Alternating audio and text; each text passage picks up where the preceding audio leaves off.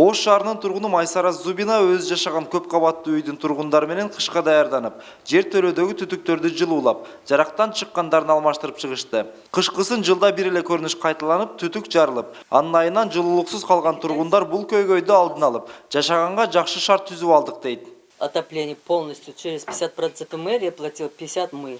Үйлөрдүн арасындагы куурлардан өйдө алмаштырып чыктык. Антпесе эскилиги жеткен, заң баскан жабдуулардын баары чирип баштады да.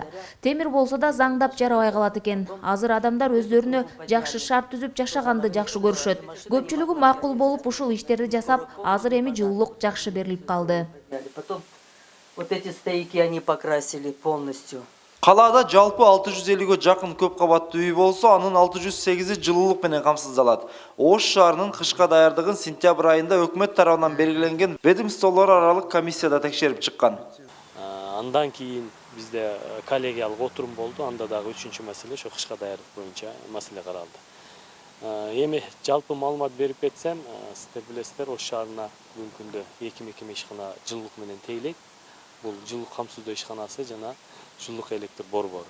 Бүгүнкү күндө 2 ишкана тең ошол буу казандары ошол жылуулук бергенге даяр. Бардык буу казандар кароодон өткөн. Аны биз жайынан дагы барып текшерип келгенбиз.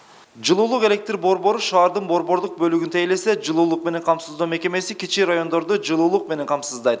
Ал эми кала тургундарын сууктан алып чыгууга ЖЭП электр энергиясын колдонсо, жылуулук менен камсыздоо мекемеси от казандарды кароодон өткөрүп, ал тургай керектелүүчү көмүрлөрүн да камдап койгон. Эч кандай көйгөй жок. Бүгүнкү күндө өздүк кампабызда 13 000 тонна көмүр келип кампада бүгүнкү күндө турат.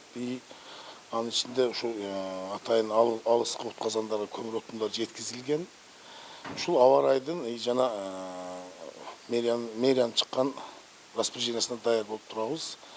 Толук камсыздоочу обслуживающий персонал деп коет. Обслуживающий персонал толук менен алынды. Аларга бүгүнкү күндө окуу машыгуу жана окуу сабактары жүрүп жатат. Ал эми Ош шаарынын аймагында 15 көмүр сатуучу жай иштеп жатат. Маселен, бул жерде күнүнө 60 тоннадай көмүр сатылат. Сатуучулардын айтымында жылдан жылга элдин кышка болгон даярдыгы эрте башталып, көмүр алуучулардын саны көбөйүүдө. Элдин даярдыгы жакшы эле. Жакшылап атат. Элде биз айттым го баасын. 4 сомон тыйындан берип атабыз. Эми күн суук болгон сайын көтөрүлүп кетсе керек. Көтөрүлөт да. Orta yapar olarak içine koşuyor, elge satı atacak. Biz oksum gelirle birlikte verip koyuyoruz.